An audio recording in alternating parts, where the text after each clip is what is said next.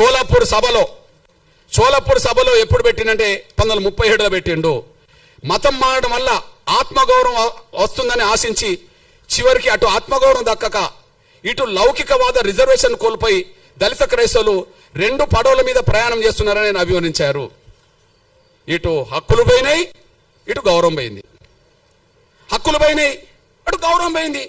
దళిత క్రైస్తవులైనంత మాత్రాన ఉన్నత వర్గాల క్రైస్తవులలో పెట్టే సమాధుల కాడ వీళ్ళని పెడతారా?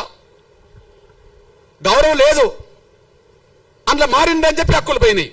రెండిటికి చెడిపోయిండ్రు అని చెప్పి, రెండిటికి నష్టపోయిందని చెప్పి డాక్టర్ బాబాసాహెబ్ అంబేద్కర్ మాట్లాడిండు. ఇప్పుడు మీ అన్నగా చెప్తున్నా, మీకు లేటెస్ట్ ఉదాహరణ చెప్తున్నా. 100 ఏళ్ల క్రితం క్రైస్తవ వ్యవస్థ మీద 100 ఏళ్ల క్రితం ఉన్నత వర్గాల ప్రభావం ఉన్నది. వాళ్ళు ప్రచారకులు, వీళ్ళు భక్తులు, అంతే. వాళ్ళు ప్రచారకులు, వీళ్ళు భక్తులు. ఇప్పటికీ 100 ఏళ్ల తర్వాత చరిత్ర చెప్తున్నా నేను, పేర్లు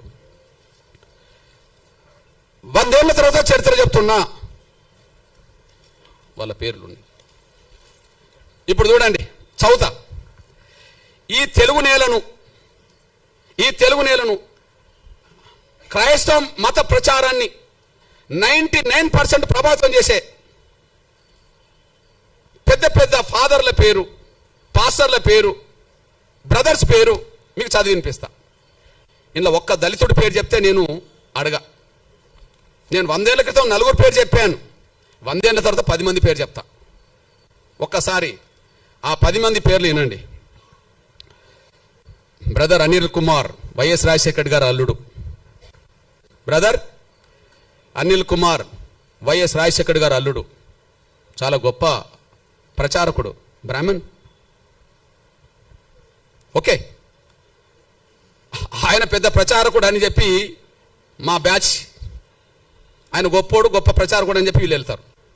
అక్కడ దాకా ఎదగరు వీళ్ళు, కానీ ఎక్కడికి వెళ్తారు? ప్రచారకుడు ఎవరు? అనిల్. ఇప్పుడు మీరు చూడండి, ఒకే చోట ఉండి 100 చోట్ల వీడియో, అది కెమెరాలు పెడతారు. ఏంటిది అది? డిజిటల్ సంబంధించిన పెట్టి లక్షల మందిని ప్రభావితం చేసే బ్రదర్ సతీష్ కుమార్, లక్షల మందిని ప్రభావితం చేసే బ్రదర్ సతీష్ కుమార్, ఓసీ కాపు. ఓకే, ఓసీ కాపు.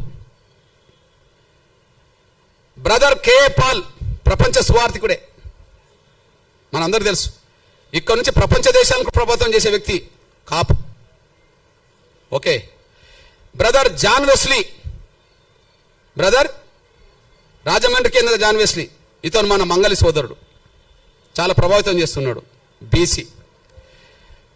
Vijay Paul Reddy, brother Vijay Paul Reddy చాలా ప్రభావితం చేస్తున్నాడు. Jayaprakash Paul, Brahmana. Jayaprakash Paul, Brahmana. Shyam Kishore, pastor Shyam Kishore, OC Kamma. Okay, OC Kamma. Stephen Paul, pastor PJ Stephen Paul, OC, Brahmana. Hosanna ministries John Wesley, Kapu. Pastor Salem Raj, BC. Pasam Shalem Raj, BC. మా దళితుడు ఎక్కడున్నాడో నాకు అర్థమవుతలేడు. వీళ్ళు ఈ తెలుగు నేల మీద క్రైస్తవ మత ప్రచారకులుగా వాళ్ళు దేశంలో అంతర్జాతీయ స్థాయిలో పేరు తెచ్చుకుంటున్నారు. వాళ్ళని నమ్మి సమానత్వం ఉన్నదని చెప్పి వీళ్ళు భక్తులుగా పోతున్నారు. ఇప్పుడు ఈ ప్రచారం చేసిన వాళ్లకు, ఈ మతంలో చేరండి, మతం గొప్పదని చెప్తున్న వాళ్లకు 1950 ఆర్డర్ వర్తించదు. 1950 ఆర్డర్ వర్తించదు. వాళ్ళ కులం వాళ్ళ కులంగానే ఉంటుంది. వాళ్ళ కులం వాళ్ళ బ్రాహ్మణ కులమే, వాళ్ళు ఓసీలే. వాళ్ళు కమ్మ కులమే, వాళ్ళు ఓసీలే. మా మంగళ సోదరుడు బీసీనే, కాపులు ఓసీనే అక్కడ కదా, కమ్మ వాళ్ళు ఓసీనే. ఈ ఆర్డర్ వాళ్ళకేం వర్తించదు. ఎవరైతే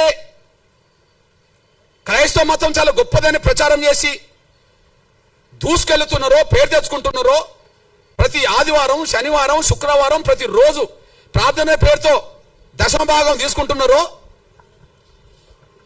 ప్రార్థనల పేరుతో దశమభాగం కోరుతున్నారో, అసలు దశమభాగం ఇవ్వకపోతే కూడా దేవుడు అంగీకరించాడని చెప్పి మళ్ళీ భయభ్రాంతులు గురి చేస్తున్నారో, వాళ్లకు ఈ ఆర్టికల్, ఈ రాష్ట్రపతి 1950కి సంబంధించిన ఆర్డర్ వర్తించదు. ఆర్డరు మేము గొర్రెలం కదా, వర్తిస్తుంది. దళితులు వాళ్ళు గొర్రెలాగా భావించుకుంటారు. వాళ్ళకు వీళ్ళకి వర్తిస్తుంది ఆర్డర్, వాళ్ళకు వర్తించదు. మీరు చెప్పండి, ఇది వివక్షత కాదా? అసలు ఆర్డర్ రాజ్యాంగ విరుద్ధం అన్నా నేను. ఆర్టికల్ 14కు 15కు విరుద్ధం, సమానత్వ స్వేచ్ఛకు విరుద్ధం, ఆర్టికల్ 25కు విరుద్ధం, మత స్వేచ్ఛకు విరుద్ధం. అంటే బ్రాహ్మణులు మాత్రం క్రైస్తవ మతం పుచ్చుకోండి అంటే ప్రచారం చేయవచ్చునా? కాపులు, కమ్మోళ్ళు, రెడ్డోళ్ళు క్రైస్తవ మతం పుచ్చుకోండి, ఇందులో గొప్ప ధర్మం ఉంటే ప్రచారం చేయవచ్చునా? దశమభాగం పేరుతో వాళ్ళు బాగా వెనుకేసుకోవచ్చునా? దళితులు మాత్రం మతం మార్చుకుంటే వాళ్ళు ఎస్సీలు కాకుండా పోతారా? బ్రాహ్మణులు అయినప్పుడు, క్రైస్తవ మతం పుచ్చుకున్న వాళ్ళు బ్రాహ్మణులుగానే ఉన్నప్పుడు వాళ్ళు ఓసీలు అయినప్పుడు, క్రైస్తవ మతం పుచ్చుకున్న వాళ్ళు కమ్మోళ్ళు అయినప్పుడు వాళ్ళు ఓసీలు అయినప్పుడు, కాపులు ఓసీలు అయినప్పుడు, ఓసీలుగా ఉన్నప్పుడు, రెడ్లు ఓసీలుగా ఉన్నప్పుడు వాళ్ళకి ఈడబ్ల్యూఎస్ రిజర్వేషన్ వర్తిస్తున్నాయి కదా, వాళ్ళకి ఈడబ్ల్యూఎస్ రిజర్వేషన్ వర్తిస్తున్నాయి కదా. ఇప్పుడు ఎస్సీ ఎస్టీ యాక్ట్ వీళ్ళకి వర్తించదు, రేపు రిజర్వేషన్ వర్తించవద్దు అని అంటుండ్రు కదా. ఎస్సీ యాక్ట్ వర్తించదు, రేపు రిజర్వేషన్ కూడా వర్తించవని మీరు తీర్పులు చెప్పారు కదా ఆర్డర్ పట్టి. అంటే వాళ్ళకు రిజర్వేషన్ కూడా వర్తించవచ్చునా? వాళ్ళ కులహోదాగానే ఉండాలనా? వాళ్ళ కులహోదాను ఉండాలి. వాళ్ళ బ్రాహ్మణులు ఓసీ హోదా ఉండాలి. వాళ్ళు క్రైస్తవ మతం పుచ్చుకున్నా, ప్రచారం చేసినా వాళ్ళ ఓసీ హోదా పోతలేదు, వాళ్ళ బ్రాహ్మణ కులం హోదా పోతలేదు, కమ్మల హోదా పోతలేదు, రెడ్ల హోదా పోతలేదు, కాపుల హోదా పోతలేదు. చివరికి మా బీసీలు కొంతమంది ప్రచారకులు, మత ప్రచారకులు అవుతే వాళ్ళ హోదా బీసీలుగానే మంగళగానే ఉంటుంది. ఇక్కడ దళితులు మాత్రం మా మీద వివక్ష ఉన్నది నిజమే కదా, పోనీ మతం మార్చుకుంటా అంటే పోతా అని చెప్పి నమ్మిపోతే ఎస్సీ హోదా రద్దు చేస్తారా? ఇది వివక్షతో కూడిన ఆర్డర్ కాదా? ఇది రాజ్యాంగ విరుద్ధం కాదా? ఇది వివక్షతో కూడిన ఆర్డర్ కాదా? ఇది రాజ్యాంగ విరుద్ధం కాదా? మా మీద రుద్దుతారా? మేమేం తినాలి, మేము ఏ విశ్వాసం కలిగి ఉండాలని మా మీద రుద్దుతారా? మేమేం తినాలి, ఏ బట్టలు కట్టుకోవాలి, ఏ విశ్వాసం కలిగి ఉండాలని రుద్దుతారా? ఆ రుద్దడం అనేది రాజ్యాంగ విరుద్ధం కాదా?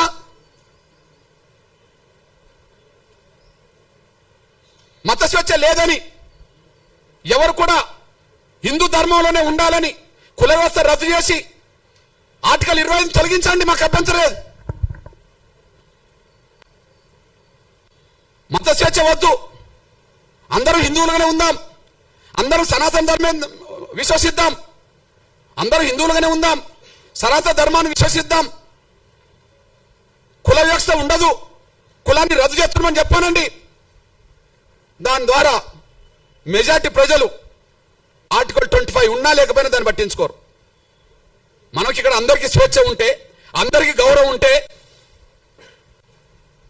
ఈ మత విశ్వాసాల్లో, హిందూ ధర్మంలో లేదా సనాతన ధర్మంలో ఏదో ఒక లోపం లేకపోతే, కుల వ్యవస్థను సమర్థించే వ్యవస్థ లేకపోతే ఇన్ని ఎందుకు వస్తాయి?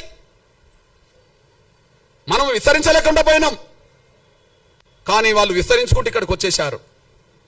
ఆ విస్తరించేటప్పుడు అది కరెక్ట్, మంచిది అని చెప్పి ప్రచారం చేసింది అగ్రకులాల క్రైస్తవ ప్రచారకులే. వివక్ష గురైన వాడు పోతే మాత్రం వాని హక్కు రద్దు చేస్తారు. ఇది న్యాయం కాదు, ధర్మం కాదు. ఇది గాంధీ కుట్రలో భాగం. ఇది గాంధీ కుట్రలో భాగం. గాంధీ ప్రత్యక్షంగా ఉండి కమ్యూనల్ అవార్డు అమలు కాకుండా అడ్డుకున్నాడు. గాంధీ పరోక్షంగా ఆనాడు రాజ్యాంగ సభ చర్చల్లో దళిత క్రైస్తవులకు రిజర్వేషన్ అవసరం లేదు, మేము అందరూ సమానమే అని చెప్పి 4 క్రైస్తవ అగ్రకులాల క్రైస్తవ పెద్దలతో అలా రాయించుకున్నాడు. ఇది కుట్ర. నాటి నుంచి నేటి వరకు వివక్షత కొనసాగుతుంది. నాటి నుంచి నేటి వరకు వివక్షత కొనసాగుతుంది. ఈ నేపథ్యంలో స్పష్టం చేస్తున్నాం. పోనీ అంబేద్కర్ అభిప్రాయం స్పష్టంగా ఉన్నది. అంబేద్కర్ విలువనిస్తుండ్రా? మేము అంబేద్కర్ను గౌరవిస్తామని మాట్లాడుతుండ్రు కదా. అంబేద్కర్ ప్రపంచ మేధావని మాట్లాడుతుండ్రు కదా. అంబేద్కర్ గొప్ప రాజనీతిజ్ఞుడు అని మాట్లాడిండు కదా. మరి ఆయన అభిప్రాయానికి విలువనియాలి కదా. ఆయన అభిప్రాయానికి విలువనివ్వాలి కదా. ఈ దేశంలో మత వ్యవస్థ కంటే మత వ్యవస్థని మింగింది ఇప్పుడు కుల వ్యవస్థ కదా. ఏదో అంటారు చూడు, పాముకు పాలు పోస్తే కాటేయకుండా ఉంటుందా అంటే, సనాతన ధర్మంలో కులం లేదనేటోళ్ళు ఉన్నారు, సంతోషమే. హిందూ ధర్మంలో వివక్షత లేదని అంటారు, సంతోషమే. మరి సనాతన ధర్మానికి కులానికి సంబంధం లేనప్పుడు, హిందూ ధర్మంలో వివక్షత లేనప్పుడు కుల వ్యవస్థ మనకు అవసరమే లేదు కదా. కుల వ్యవస్థ ఇప్పుడు హిందూ ధర్మాన్ని కూడా బలి తీసుకుంటుంది కదా, సనాతన ధర్మాన్ని కూడా బలి తీసుకుంటుంది కదా. సాక్ష్యం ఏంటిది? వెంకటేశ్వర స్వామి దేవాలయంకి వెళ్ళేటప్పటికీ అందరూ హిందువులే కనిపిస్తారు. మరి వాళ్ళ సొంత ఊర్లోకి వచ్చినప్పుడు అక్కడ పోయిన వాళ్ళు అందరూ కలిసి ఒకరినొకరిని ఇచ్చిపుచ్చుకునే వాళ్ళు ఉండడానికి అవకాశం లేదు కదా. అయోధ్యకి వెళ్ళేటోళ్ళు అందరూ అక్కడ సమానంగా కనిపిస్తారు. కానీ రాముణ్ణి నమ్ముకున్న వాళ్ళందరూ ఈ దేశంలో అందరూ సమానంగా వాళ్ళ గ్రామాల్లో లేరు కదా. కృష్ణుని నమ్ముకునేటోళ్ళు ద్వారకి వెళ్ళొస్తుంటారేమో, అక్కడికి వెళ్ళేటప్పుడు అందరూ సమానంగా దేవుడి కాడ కనిపిస్తారేమో. కానీ ఇళ్ళకి వచ్చేటప్పటికి వాళ్ళ మధ్యలో సమానత్వం లేదు కదా. అంటే రాముని నమ్ముకున్నా, కృష్ణుని నమ్ముకున్నా, క్రీస్తుని నమ్ముకున్నా, ఎవరిని నమ్ముకున్నా, వెంకటేశ్వర నమ్ముకున్నా, ఈ దేశ కుల వ్యవస్థ విశ్వాసాల కంటే ఈ యొక్క కుల వ్యవస్థే శాసిస్తున్నది కదా. విశ్వాసాలు రెండో స్థాయికి వెళ్ళినాయి కదా, కుల వ్యవస్థ శాసిస్తున్నది కదా. అంటే మనం పెంచి పోషించిన పాము మనం కాటేస్తున్నది కదా. ఈ కాటేయడం వల్లనే అఖండ భారత్ లేకుండా పోయింది కదా. ఈ కాటేయడం వల్లనే ఉన్న భారత్ కూడా పాకిస్తాన్ భూభాగం అంటే వెళ్ళిపోయింది కదా. దేనివల్ల వెళ్ళిపోయింది? ఈ కుల వ్యవస్థ రుగ్మత మచ్చ ఉండడం వల్లనే ఇక్కడ వేరే విశ్వాసాలు పెరగాల్సిన దారి తీసింది కదా. ఆ విశ్వాసాలను తీసుకొచ్చిన వాళ్ళు కూడా అగ్రకులాలే వాళ్ళే కదా. తీసుకొచ్చిన వాళ్ళది తప్పు కాదు, ప్రచారం చేసిన వాళ్ళది తప్పు కాదు, నమ్ముకున్న వాళ్ళది తప్పు అని చెప్పి దళితుల్ని బలి చేయాలని చూస్తే అది న్యాయం కాదనే విషయం కూడా మర్చిపోవద్దని నేను సవినం కోరుతున్నాను. నేను ఈ నేపథ్యంలో ఇక్కడ ముందు ఆర్డర్ ఏం చెప్పింది? 1950లో ఆర్డర్ హిందువులు తప్ప మిగతా ఏ మతం నమ్ముకున్నా వాళ్ళకు ఎస్సీ హోదా ఉండదు అని చెప్పేసింది. ఓకే, ఆర్డర్ ఏమన్నా ఖురానా, భగవద్గీత లేకపోతే బైబిలా? మనం మార్చుకునేదే కదా. రాష్ట్రపతి ఆర్డర్ను మనం మార్చుకునేది కదా. ముందు 1950లో రాష్ట్రపతి ఆర్డర్ వచ్చే సమయానికి ఒక హిందువులు తప్ప ఎస్సీ హోదాకు మిగిలిన ఎవరు కూడా వర్తించదని చెప్పింది కదా. మరి తర్వాత 56లో దాన్ని సరి చేసుకున్నారు కదా. 56లో ఇంకో ఆర్డర్ వచ్చింది కదా, అందులో సిక్కులు కూడా ఎస్సీ హోదా వర్తించదని చెప్పింది కదా. అంటే సిక్కుల్లో కూడా కుల వ్యవస్థ ఉన్నదని చెప్పినట్టే కదా. మరి మొదటి ఆర్డర్ రెండో ఆర్డర్ సవరించుకున్నారా లేదా? మొదటి ఆర్డర్ నుంచి రెండో ఆర్డర్ సవరించిందా లేదా? 50లో 56లో రెండో ఆర్డర్ను మళ్ళీ మూడో ఆర్డర్ సవరించిండ్రా లేదా? 90లో ఎవరికి అవకాశం ఇచ్చిండ్రు? బౌద్ధులకు అవకాశం ఇచ్చిండ్రా లేదా? అంటే బౌద్ధ మతంలో మళ్ళీ కుల వ్యవస్థ ఉన్నదని ఒప్పుకున్నారా లేదా? ముందేమో హిందూ వ్యవస్థే ఈ అస్పృశ్యతకు కారణమని చెప్పి మీరే మాట్లాడుతున్నారు. హిందూ వ్యవస్థ తప్ప మిగతా ఏ వ్యవస్థలో అస్పృశ్యత లేదని చెప్పిండ్రు. కానీ 50 వచ్చినప్పటికీ మళ్ళీ సిక్కుల్లో సమానత్వం బోధించినా కుల వ్యవస్థ ప్రభావితం చేస్తుందని మళ్ళీ చెప్పేశారు. తర్వాత బౌద్ధంలో సమానత్వం ఉన్నదని బౌద్ధం ప్రచారం చేసినా ఈ దేశ కుల వ్యవస్థలో మళ్ళా దళితులు అక్కడ దళితులుగానే ఉన్నారని మీరు చెప్పేశారు. అంతే కదా. మరి ఈ దేశంలో సమానత్వం గురించి క్రైస్తవ సమాజం ప్రచారం చేయవచ్చు, కానీ కుల వ్యవస్థ అధిగమించిందా లేదా? దాన్ని ప్రపంచంలో ఎక్కడ కుల వ్యవస్థ లేదు కాబట్టి క్రైస్తవం అంతా సమానత్వంగానే ఉంటుంది. ప్రపంచంలో ఎక్కడ కూడా ఇస్లాం సమానత్వాన్ని బోధించింది కాబట్టి అక్కడ కుల వ్యవస్థ లేదు కాబట్టి ఉంటుంది. కానీ ఇక్కడ ఉన్నది కదా. మరి ఇక్కడ ఉండకపోతే బీసీ రిజర్వేషన్లో ముస్లింలు వచ్చారు కదా, ఏ గ్రూపులో ఉన్నారు కదా, బి గ్రూపులు ఉన్నారు కదా. అంటే సామాజిక వ్యవస్థ ఇక్కడ పడ్డది కదా. అంటే ఈ దేశంలో హిందూ విశ్వాసంలో ఉన్న కుల వ్యవస్థ ఉండడం వల్ల వివక్షత కొనసాగుతుంది. సిక్కు ధర్మం ఉన్నా కొనసాగుతుంది. బౌద్ధ ధర్మం ఉన్నా కొనసాగుతుంది, క్రైస్తవ ధర్మం ఉన్నా కొనసాగుతుంది, కుల వ్యవస్థ ప్రభావం ఇస్లాం మతం కూడా ఇక్కడ పడుతుంది. నేను ఒక మాట చెప్తున్నదంటే, ఈ దేశంలో కుల వ్యవస్థ ఉన్నంత వరకు ఎన్ని గొప్ప మతాలు ఇక్కడికి వచ్చినా, ఎన్ని గొప్ప గొప్ప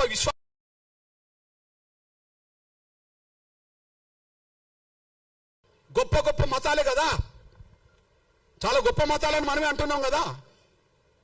ఆ మతాలు ఇక్కడికి వచ్చినప్పుడు ఏ దానికి లోన్ అవుతున్నాయి? క్రైస్తవ మతం గొప్పదే, సమానత్వం ప్రదర్శించింది. మరి గద్దరు కూడా పాట రాసింది కదా, మాల క్రైస్తు, మాది క్రైస్తు, రెడ్డి క్రైస్తు, కమ్మ క్రైస్తు, బ్రాహ్మ క్రైస్తు అని చెప్పి ఒక పాట రాసింది కదా. క్రీస్తుని నమ్ముకునే వాళ్ళు ఒక్కరైతే మాల క్రైస్తు, మాల చర్చీలు, మాదిగ చర్చీలు ఎందుకు వచ్చినాయి? కమ్మోల చర్చీలు, రెడ్డోల చర్చీలు ఎందుకు వచ్చినాయి? ఈ దేశానికి ఏ మతం వచ్చినా కుల వ్యవస్థ ఉన్నంత వరకు కుల వ్యవస్థ ప్రభావానికి లోన్ అవ్వాల్సిందే.